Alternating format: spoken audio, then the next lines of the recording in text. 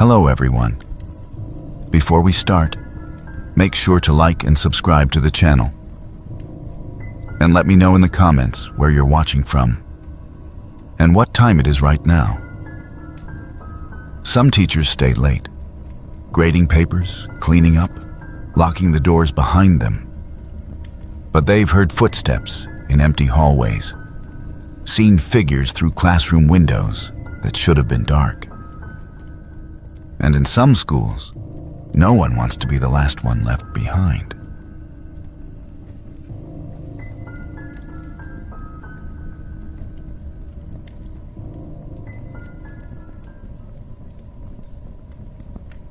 Back in the autumn of 1996, I was a junior at a modest public high school just outside Dayton, Ohio.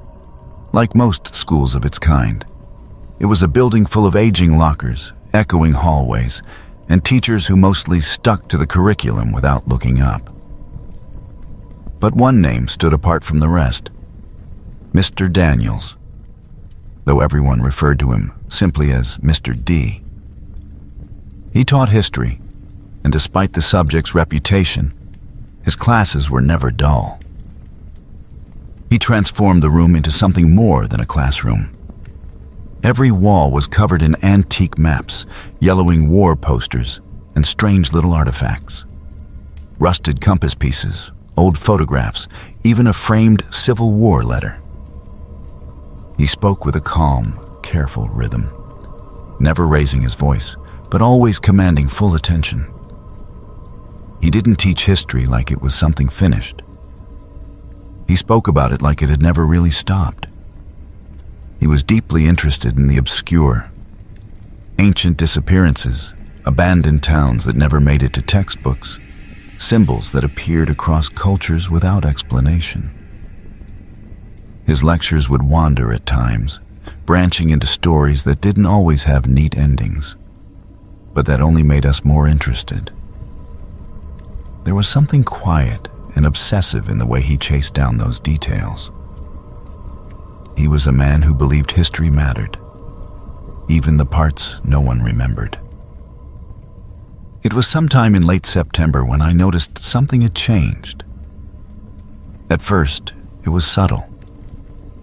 Mr. D would pause during lectures, sometimes mid-sentence, and glance toward the windows with this distracted look on his face. He began checking the hallway every few minutes, as if expecting someone to be standing there, listening.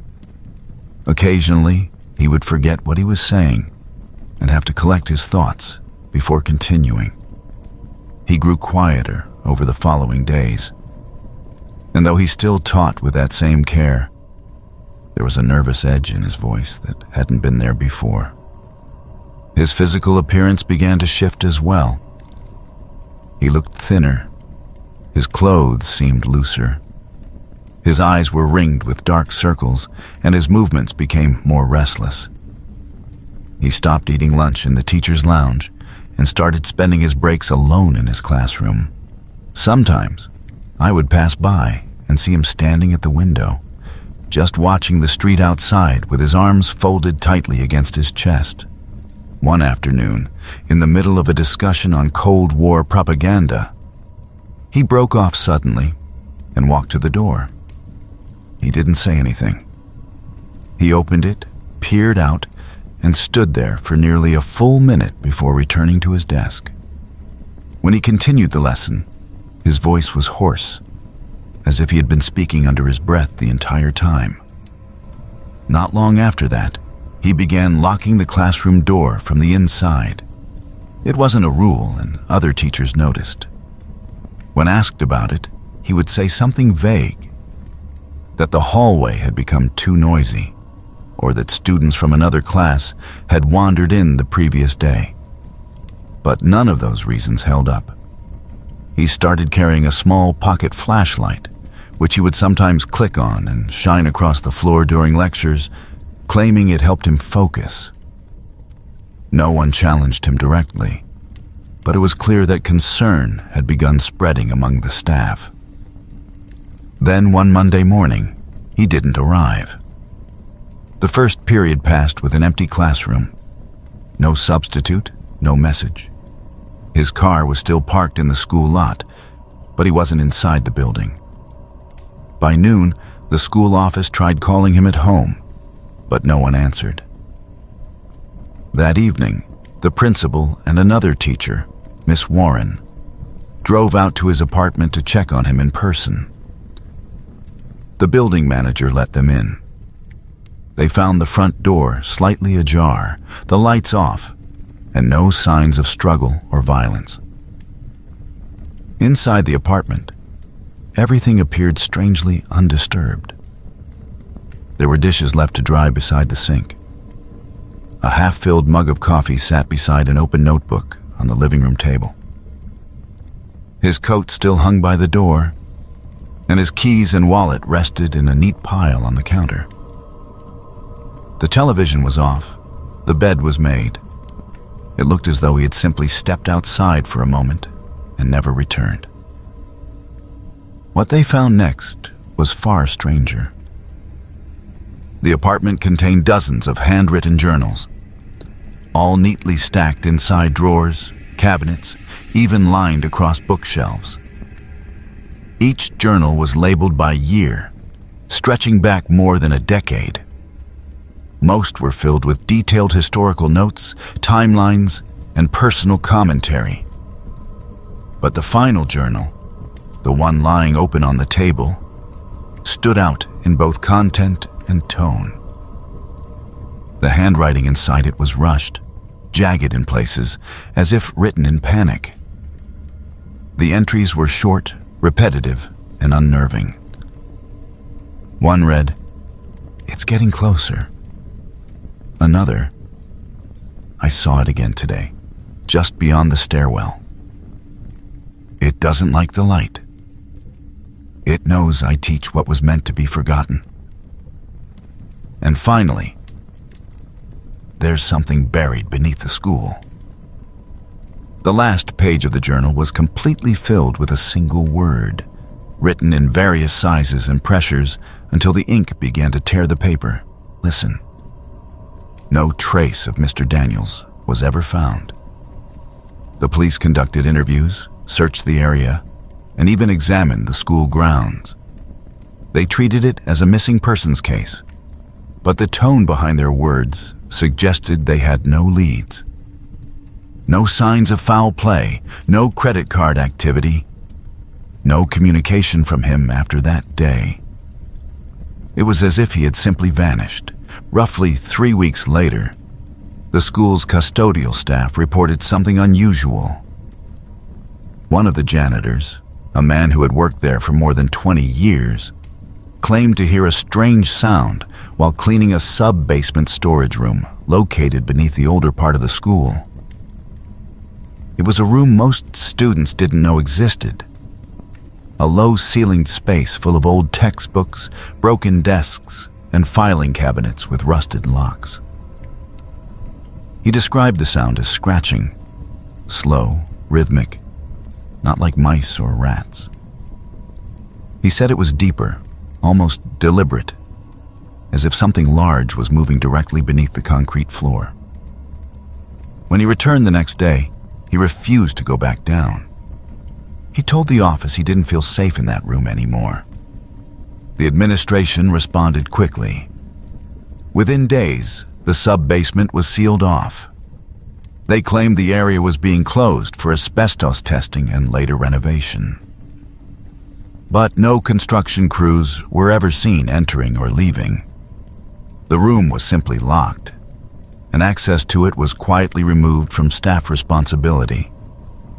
Afterward, strange incidents began occurring around the history wing. Lights would flicker even after maintenance had replaced the fixtures. Books occasionally fell from shelves in empty classrooms.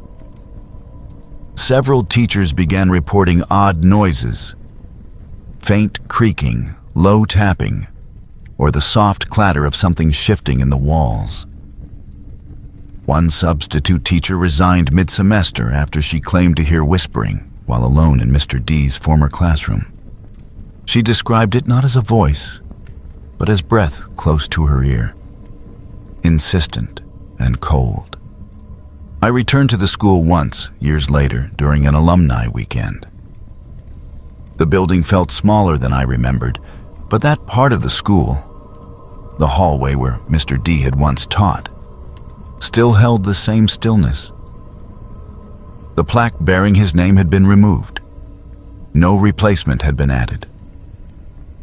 I stood in front of the closed door to his classroom, thinking about those final weeks. I remembered the way he looked when he paused during class, the way his hands shook when he turned the pages of his notes, the way he stared out the windows without blinking. As I stood there, I heard something faint, almost imagined. From deep inside the walls or the floor below, it sounded like scratching. And I realized that no one had ever unsealed that basement room. I left without saying anything.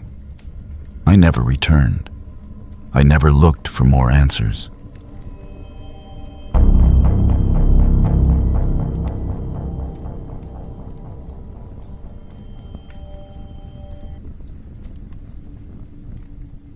I had been teaching English at the middle school in our town for over a decade by the time that strange autumn rolled in.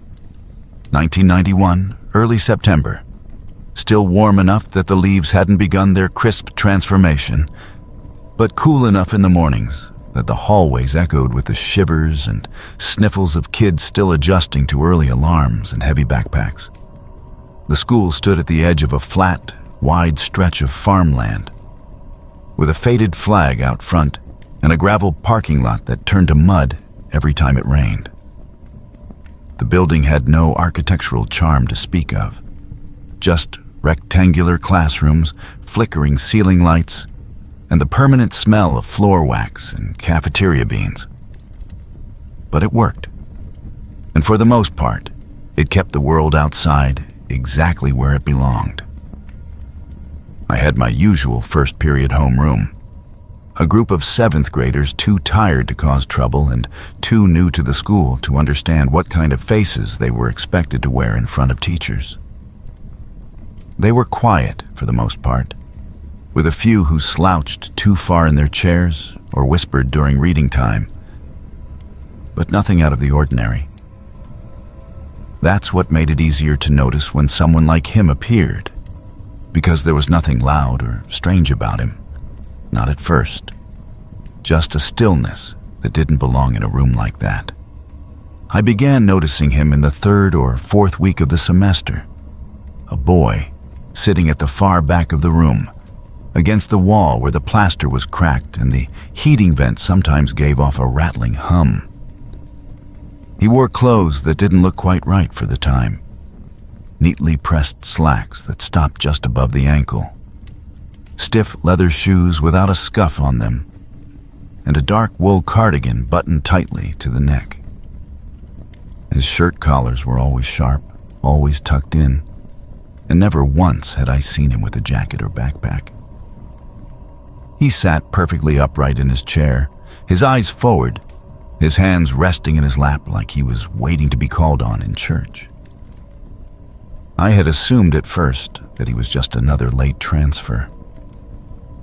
Our school often absorbed students from neighboring districts after sudden moves or custody disputes, and the paperwork rarely caught up as quickly as the child did. I figured his name would show up on the attendance list in a day or two, and so I didn't think to question it, at least not out loud. But even in those early days, something about him was difficult to ignore. While the other students slumped and whispered and scratched at their notebooks, he never moved unnecessarily, never whispered, never showed any signs of tiredness or distraction. There was a weight to his presence, like the air around him never warmed the same way as the rest of the room. I had caught myself watching him when I should have been monitoring the rest of the class, trying to place what was wrong with the picture. Why someone so quiet, so contained, seemed to change the atmosphere just by sitting still.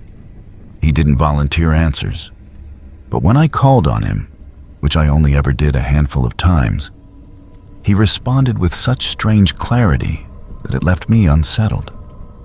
His voice had a softness to it, almost like it hadn't been used in years, and his answers always came with perfect rhythm and vocabulary, like he had memorized them long ago and was simply reciting lines written into his bones. There was no effort to impress, no hint of nervousness, just dry, steady speech, eyes fixed somewhere just above my head, like he wasn't truly looking at me at all. It was a Thursday morning when everything began to fall out of place. The weather had turned, the sky outside a dull blanket of gray, and the students had come in restless and damp from the drizzle. I was taking attendance, as I always did, methodically, without thought, reading down the printed roster and checking the familiar voices off one by one. But when I reached the letter B, I paused, then hesitated again, unable to find his name. I scanned the list twice more, my brow furrowing, thinking I must have skipped it. I turned to the seating chart and counted each desk, every student in their assigned place. And still, his name wasn't there. There were 28 names on my roster, 28 students assigned to that class. But when I looked up, there were 29 people in the room. He sat in his usual seat, hands folded neatly, eyes forward. There was nothing in his expression to suggest he knew I had noticed anything at all. But I felt a cold pressure settle over me then, like the walls had suddenly moved a fraction closer. And I couldn't explain why the realization unnerved me the way it did. It should have been a clerical error, nothing more. But I knew the names on that list, knew them better than I knew most of my neighbors. And this boy, this Ben, was not one of them. That afternoon, I waited until the halls were empty and the buses had pulled out of the parking lot before I walked down to the front office and asked Marjorie Dunbar, the registrar, whether there had been any new student enrollments in the past few weeks. I gave her a vague description: brown hair, pale skin, around 12 years old, very quiet, always sits in the back. She pursed her lips and ran her fingers through a drawer full of attendance cards, then turned to the computer and searched the district system. Nothing came up. She shook her head and asked if I might be mistaking him for someone from another class. I knew I wasn't. But I thanked her anyway and walked back to my room with a hollowness in my chest that didn't fade with the passing of the day.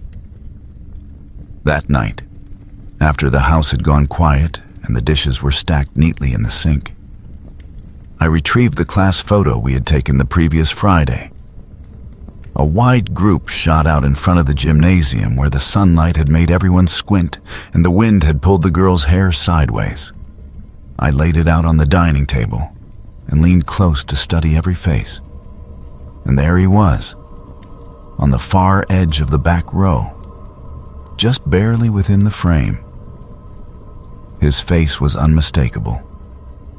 His expression was as empty as it had been in class, with that same faint suggestion of shadow under his eyes that made him look like he hadn't slept properly in years. He had been in the photograph. I had proof of that, and for the moment, it grounded me, even as a part of me began to fear what that proof might mean. The next morning, just before class, I asked a few of my more perceptive students if they remembered him, specifically the boy who sat in the back right corner of the room. One of them nodded slowly, said she thought his name might have been Ben, though she couldn't remember ever hearing him speak. The other looked puzzled and insisted that the seat had been empty since the beginning of the year. I didn't ask anyone else after that. Something in me recoiled from the possibility of hearing more conflicting answers, as though the facts themselves might start to shift the longer I looked for them. I wanted it to be a mistake. I wanted to believe I had confused one quiet boy for another. But deep down, I knew better. And then, just like that, he stopped appearing. The next Monday, the seat was empty. It remained empty for the rest of the year. He never returned. No one asked where he had gone. There were no calls, no notices, no explanation. He had vanished from the room as quietly as he had entered it, leaving behind nothing but the faint chill in the air and a photograph that I kept tucked away in the back of my filing cabinet. 5 years passed. The memory dulled, but never left entirely. Then, one gray morning in early spring, a former student returned to the school to work on a local history project. He had always been the curious type, interested in old things and forgotten stories, and he asked if I could help him access the school's archive files. Anything related to the original building that had burned down decades before. I agreed, not thinking much of it at the time, and helped him pull the appropriate boxes from storage. A week later, he brought me a photocopy of a newspaper article dated January 1968. It described the fire that had consumed the old school building during a winter storm. A fire that claimed the lives of 7 students and 1 faculty member. There was a list of names. One of them was Benjamin Carter, age 12, 7th grade. Cause of death? Smoke inhalation. He had been last seen in the east stairwell, according to a witness statement from another student. Beneath the article was a grainy black and white photograph, supposedly taken a few weeks before the fire. It showed a choir group lined up in the school's auditorium. In the second row from the back, off to the far right, was the same boy I had seen in my classroom. The face was younger, rounder perhaps, but unmistakable. The eyes held that same blank focus. The hair was combed the same way. The expression was identical. I returned to my own classroom, my heart pounding harder than it had in years, and pulled the class photo from the folder where I had stored it. I laid it out on my desk and scanned the back row. He was no longer there. The space he had once occupied had closed. The students stood shoulder to shoulder, 28 children. No gaps, no distance, no trace of anyone who didn't belong. And yet I remembered. I remembered the weight of his presence, the way the temperature in that corner of the room seemed to hover just a few degrees lower than the rest. I remembered his voice, flat and measured, each syllable falling like something rehearsed, not spoken. I remembered the way his eyes never quite met mine. I never spoke of it again, not to my colleagues, not to my husband, not to any other student who passed through that classroom. But even now, when I unlock that door early in the morning before the lights have fully warmed the room, I sometimes feel it again. That slight pressure in the air, that subtle shift in the quiet. And though the seat in the back remains empty, I never place anyone there. Not because I'm afraid, but because some spaces were claimed long ago, and some memories are not meant to fade.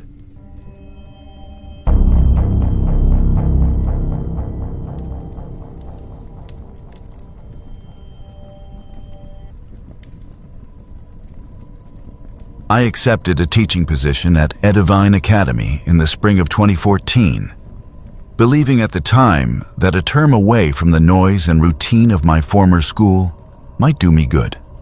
For years, I had taught English at a comprehensive school in Brighton. Large classrooms, constant interruptions, an unending tangle of administrative chaos.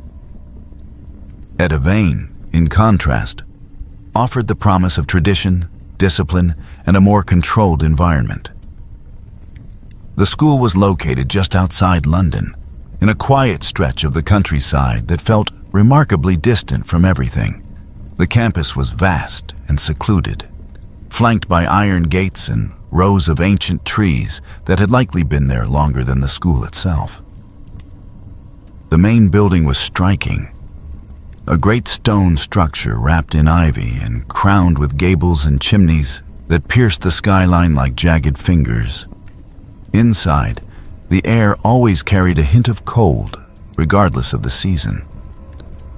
Corridors were narrow and lined with dark paneling, and footsteps echoed even when you tried to walk lightly. There was something about the place that made you instinctively lower your voice, as though you were intruding on something that had been asleep for a very long time. I had been assigned a classroom in the East Wing, room 6C. It was one of the older sections of the building with uneven floorboards and tall windows that admitted very little light even on clear days. The walls were thick and painted in a shade of dull cream that had yellowed near the ceiling. The room always smelled faintly of dust and linseed oil, with a subtle, lingering mustiness that seemed immune to fresh air or open windows. At first, I found its quiet charm appealing, but the more time I spent there, the more it seemed as though the room resisted being modernized. It never quite felt part of the present. One Thursday evening in late October, I was scheduled to supervise detention. The weather that day had been typically grim. Gray skies, persistent drizzle, and a bone-deep chill that seemed to follow you indoors. By the time the last class ended, most of the building had emptied.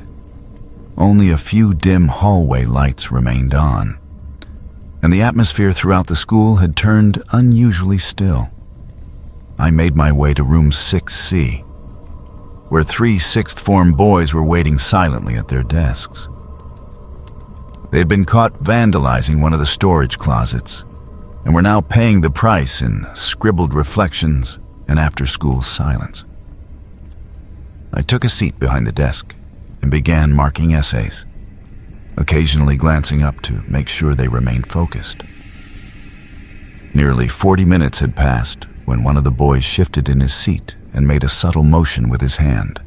I looked up and saw him pointing toward the floor at the front of the classroom. He didn't speak, but his gaze was fixed on a point beneath the rug. I stood slowly, unsure what had caught his attention, and walked to the area he had indicated. The rug was old and frayed at the edges, patterned in faded reds and browns, and it bunched slightly near the center of the room, where something underneath pushed unevenly against the surface. I knelt and pushed the rug aside. Beneath it was a square wooden panel set into the floor, with a darkened brass ring bolted into its center. The trapdoor looked far older than the rest of the room's flooring. Its wood had darkened with age and absorbed decades of grime. It wasn't concealed exactly, but it clearly hadn't been meant to draw attention. I examined it for a moment, then stood and let the rug fall back into place. I didn't say anything to the boys, and they didn't ask for any explanation. Detention ended soon after, and I left the room feeling strangely unsettled. The next morning, I decided to ask Ellis, the school's senior maintenance worker, if he knew anything about the trap door. I found him near the assembly hall, where he was moving a stack of old chairs. I approached and mentioned the door in room 6C, describing its location beneath the rug. His reaction was immediate and tightly controlled. He stopped what he was doing, looked at me without surprise, and told me that the door had been sealed many years ago and was not to be opened under any circumstances. He didn't ask what made me bring it up or whether I had tried to open it. There was no curiosity in his tone, only something that felt practiced and final. Before I could press further, he turned back to his work. That evening, I returned to room 6C after hours. The rest of the building had gone quiet, and the hall lights outside had already been dimmed. I brought a flashlight and a folded towel to kneel on, telling myself it was only a matter of curiosity. The rug was still slightly off-center from the day before, as though someone had already been there and tried to straighten it without much care. I pulled it back again, revealing the same trap door. I examined it more closely this time.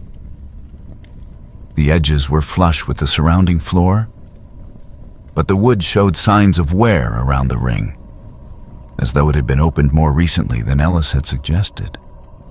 There were no bolts, no visible locks, only a simple brass latch. When I lifted the latch, it came free with almost no resistance. The trapdoor opened without a sound. A rush of cold, damp air rose from the opening, carrying with it a heavy smell of soil and old stone. I shone the flashlight down into the darkness and saw a narrow stone staircase descending into the floor. The walls around the stairwell were rough and damp, and water had begun to collect in small beads on the stone. I hesitated only briefly before stepping down into the passage. The stairs led to a small, windowless chamber that appeared to have been carved directly out of the earth. The ceiling was low enough that I had to crouch slightly, and the walls were lined with rusted iron rings bolted into the stone at regular intervals. Pieces of broken furniture lay scattered across the dirt floor. Wooden chair legs, collapsed shelving, and twisted bits of iron that may once have formed a cot or restraint. In the far corner, set at an odd angle against the wall, stood a single small desk. It was a child's desk, narrow and low to the ground, pushed up against a brick wall with barely enough room for a person to sit between them. The desk surface was scarred. It had been scratched repeatedly with words, symbols, and chaotic lines etched deeply into the wood. Some of the scratches resembled names, though most were illegible or written in a frantic, jagged style. The brick wall in front of the desk was marked in similar fashion. Dozens of tally marks, crude drawings, and deep gouges lined the surface where someone had clawed and scraped at the mortar. As I moved closer, I saw small crescent-shaped marks that could only have come from fingernails. They were layered and overlapping, the result of countless attempts to dig into unyielding stone. The desk and the wall together formed a silent record of someone's desperation, captured in scratches and carvings that had outlived their maker. The air grew colder the longer I stood there. My flashlight began to dim slightly, and my breath became visible in the beam. I didn't stay long. I climbed the stairs in silence, closed the trap door, and pushed the rug back into place. The classroom above looked unchanged, but the silence around me had taken on a different quality. It no longer felt empty. It felt like something was being held just beneath the surface.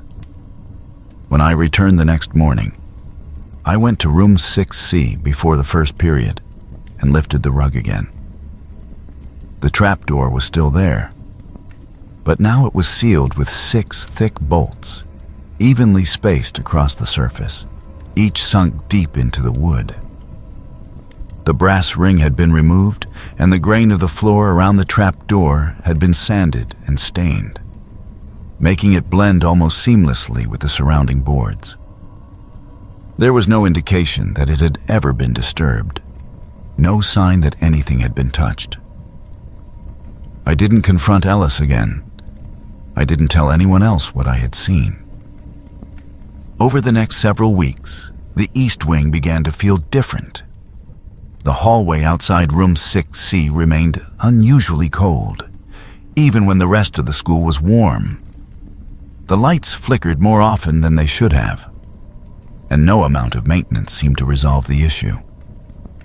A few students began taking alternate routes to their classrooms, avoiding that section of the building without explanation. No one mentioned it aloud, but there was a quiet unease that seemed to grow with each passing day. In early December, while helping the librarian organize old records in the archives, I came across a bound ledger from the late 1800s. It was a register from the period when Edavane's grounds had served as a workhouse for children. Most of the entries were dry and procedural: names, dates of admission, notes on behavior. But one section listed disciplinary actions, including extended confinement. Several entries referenced isolation chambers, each labeled by the number. One of them was marked Cellar 3. The corresponding entry listed the child's name, age, and the nature of their offense, followed by a final notation. Subject unfit for general quarters, confined indefinitely. No further visitation authorized. That same week, I submitted my resignation. I cited personal reasons, and no one pressed for more detail. I left Edavane quietly at the end of term. I accepted a new position at an adult education college in Bath. And I never returned to the school or made contact with anyone on staff. Occasionally, when people ask why I left so suddenly, I tell them that I needed a simpler life or that the setting was too remote. Those answers are usually enough to satisfy. But the truth is something I no longer try to explain. There are places built to educate and uplift, and there are others that were constructed over something else entirely. Places where silence was used as mortar and history was sealed beneath the floorboards. Edavane may have changed names over the years, but what had been buried there had never truly been forgotten.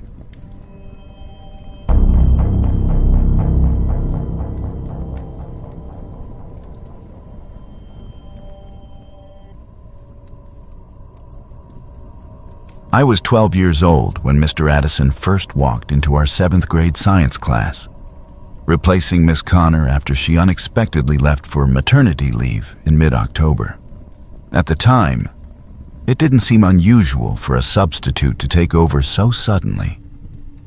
Our town was small, our school even smaller, and changes like that happened without much ceremony.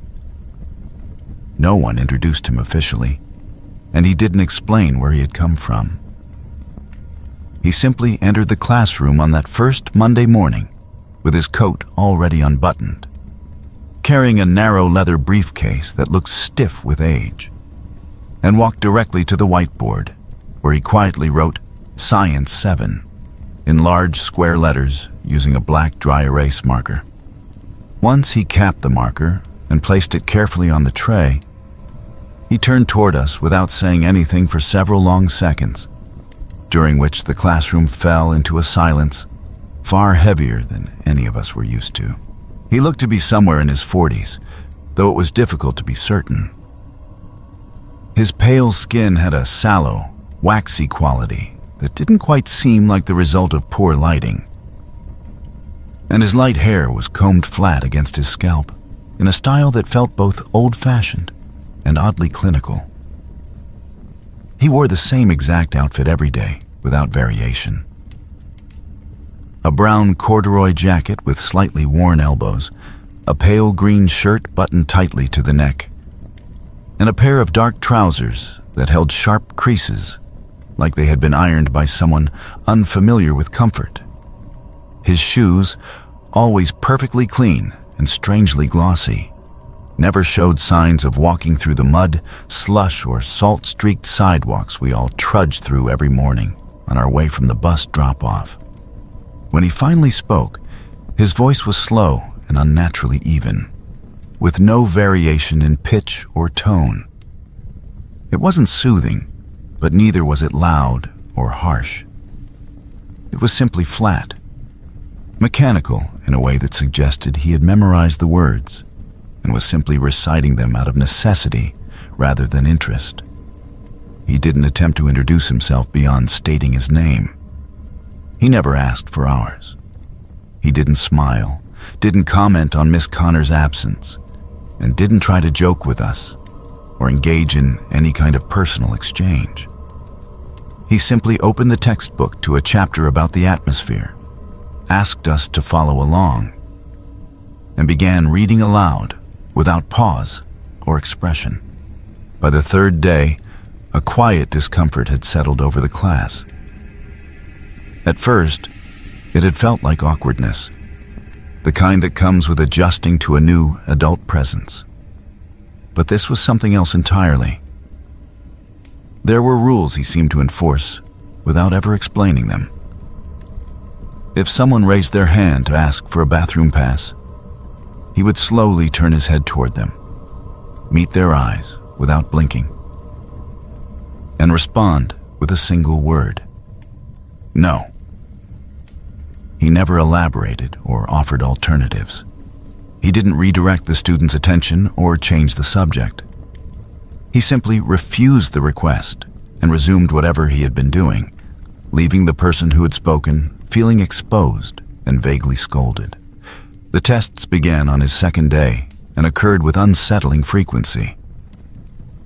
Sometimes they would be preceded by a brief lesson, though often there was no explanation at all. Just a printed packet of questions laid out on our desks as we entered the room.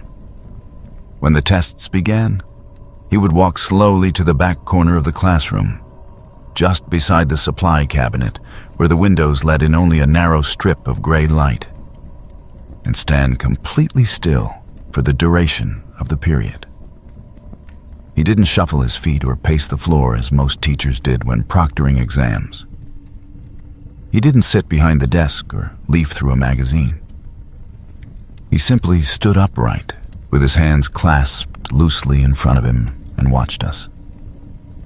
At first, I thought he was simply being overly attentive, perhaps paranoid about cheating. But then I started noticing things that didn't make sense. He didn't glance down to check the time. He didn't fidget. He didn't blink. I once looked up from my test halfway through the period and realized that his eyes had not moved from the center of the room since I had last looked up 10 minutes earlier. His expression remained perfectly neutral, not stern or disapproving, just blank in a way that didn't feel human. Others noticed too, though few of us spoke about it out loud. Instead, the unease crept in around the edges, through the subtle shifts in posture, the nervous glances toward the corner, and the way students stopped raising their hands altogether.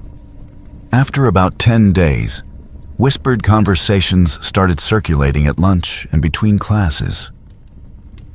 Some students claimed they had seen him arrive before the building opened, even though no teachers parked nearby had ever seen his car. Others said he never left the building at all, that he simply disappeared somewhere inside once the day ended. A few even swore they had walked past his classroom late in the evening and seen him sitting alone in the dark, facing the wall, unmoving. At first, I dismissed those claims as attempts to make the weirdness feel more exciting, like something out of a horror movie.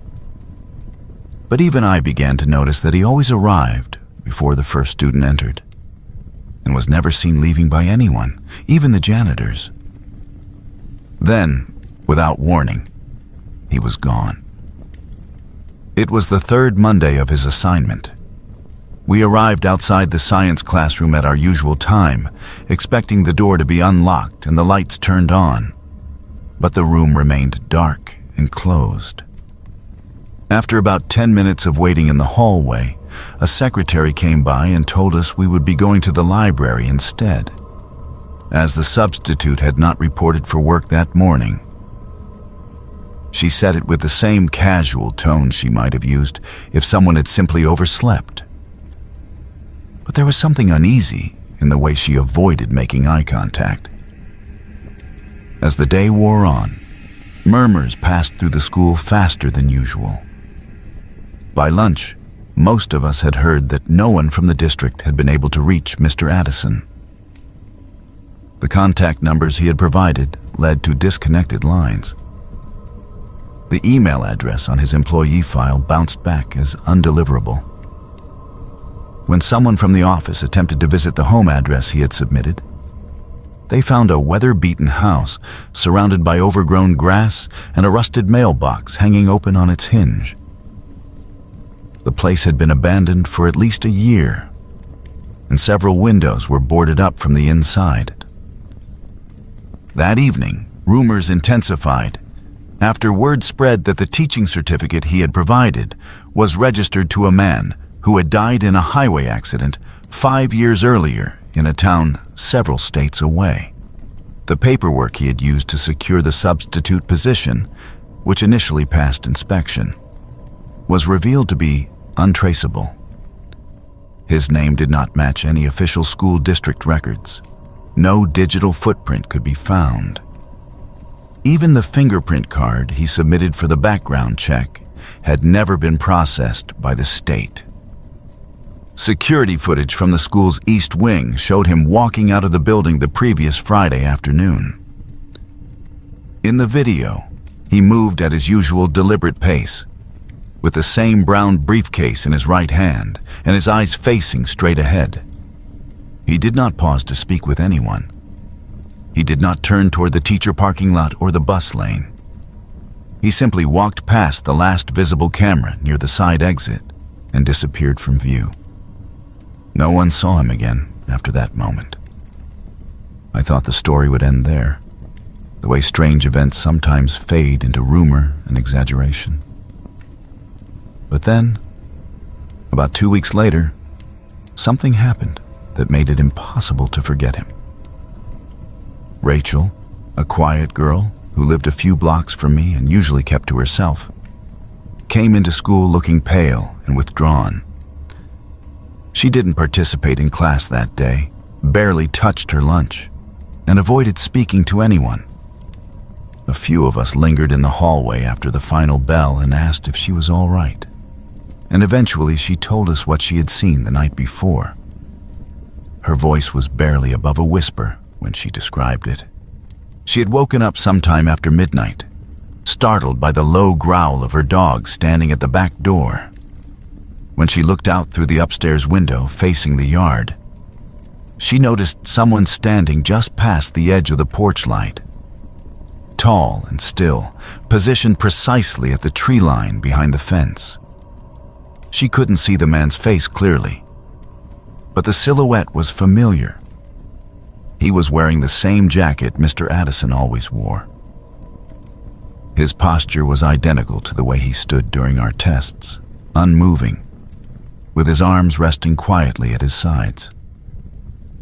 He was facing directly toward her window. She said she stood frozen for several seconds, unsure of what to do. And then she watched as he took a single step backward, slipping deeper into the darkness between the trees until the outline of his body blended into the forest and disappeared completely. Her parents called the police, who searched the area and reviewed the outdoor camera feed. But no footprints were found in the yard, and the motion sensors near the fence had not been triggered at all. The officers suggested it might have been a nightmare or a prank, but Rachel remained certain about what she had seen. After that night, no one else reported seeing him again. But the memory of his presence lingered with us in ways I still can't fully explain. I have thought about him more times than I'd like to admit, especially when passing through a quiet hallway at dusk, or when I catch myself glancing toward the shadows just beyond the edge of the porch light outside my own window. I've searched for his name, tried dozens of variations and spellings, checked through school board records and local newspaper archives. But I've never found a single photo or article connected to the name Mr. Addison. Even now, years later, I can still remember the sound of the chair scraping against the floor when he turned to stare at whoever dared ask to leave the room. The hollow silence that always settled in the classroom during his lessons. And the way he would stand in the corner with his eyes fixed across the desks like he was waiting for something. I still remember how that silence felt. Dense, unnatural, and cold. as if he was not just occupying the space, but slowly absorbing something from it. I've never been able to shake the sense that we were not simply being watched by a substitute teacher, but being studied by someone or something that had no real reason to be there at all.